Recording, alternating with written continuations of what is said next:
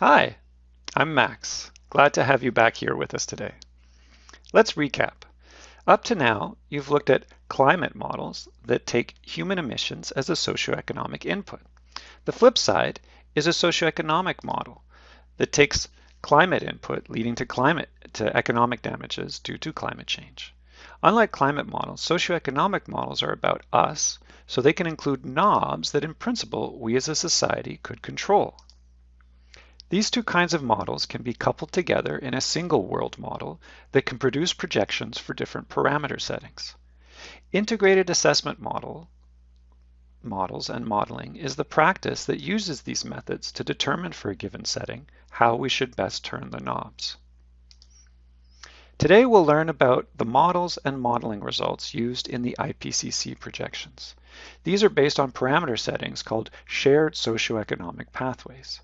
Even if you've never studied economics, after today you should be able to describe this framework and be confident in examining its strengths and limitations, as well as the socioeconomic factors at the origin of the climate emergency. My name is Maximilian Poilmatuzel. I go by Max, and I lead the curriculum design for this day. I'm a research associate at the University of Montreal. My research background is in systems modeling, originally in neuroscience, now in AI. I'm specifically interested in social and political science applications that aim to steward the sustainability transition.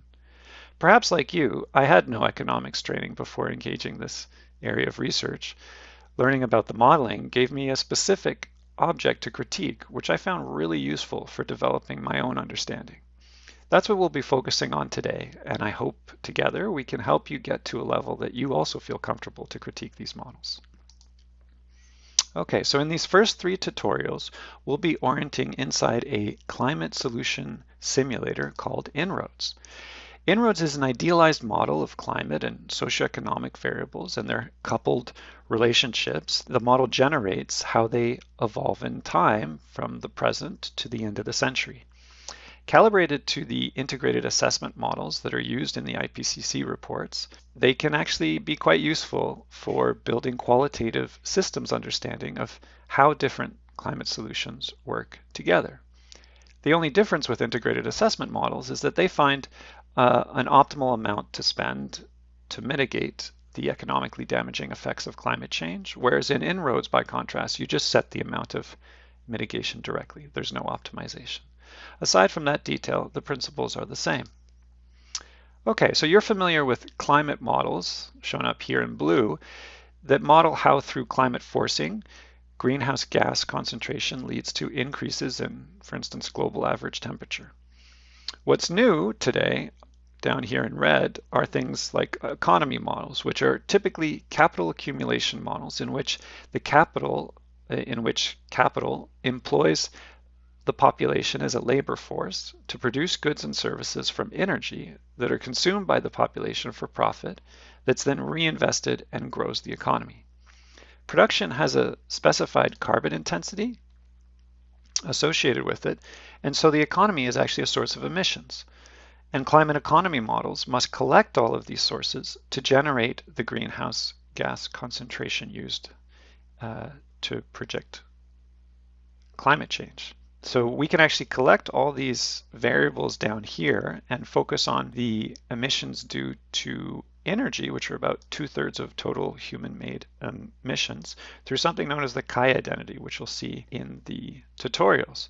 Now, the climate models also have to feed back into the economy. And the way this happens is by the economic damage caused from extreme or inhospitable weather that economists simplify into a single object called the damage function that gives the fraction of GDP lost as a function of the increase in temperature, thus closing the loop.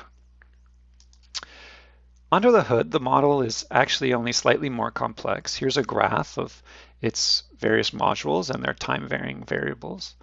Let's follow along some of the interactions to trace out the effect that a change, for instance, in a policy can have. So let's look at carbon price down here. If we increase that price, this will rebalance energy demand towards renewable energy generation that will lower fossil fuel emissions, slowing climate change and sea level rise, which among other things will stave off some of the future mortality effects associated with climate change. And of course, these feed back in loops such that changing any one variable has the potential to change any other. So we'll now send you into the tutorial exercises where you'll get situated and start to dig into En-ROADS. So have fun.